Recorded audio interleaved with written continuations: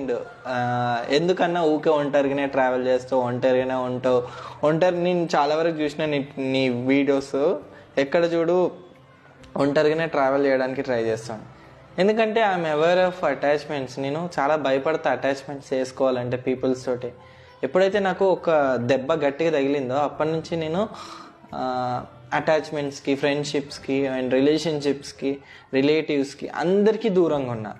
నా ఫ్యామిలీ నుంచి నాకు ప్రాబ్లమ్స్ వచ్చినాయి, నా ఫ్రెండ్స్ నుంచి ప్రాబ్లమ్స్ వచ్చినాయి, నేను నా రిలేషన్షిప్స్ నుంచి ప్రాబ్లమ్స్ వచ్చినాయి, అన్నిటి నుంచి ప్రాబ్లమ్స్ వచ్చినాయి. సో నాకు ఒంటరిగా ఉండడం ఇష్టం అండ్ లోన్లీగా ఉండడం కూడా కష్టమే, నిజం చెప్తున్నా.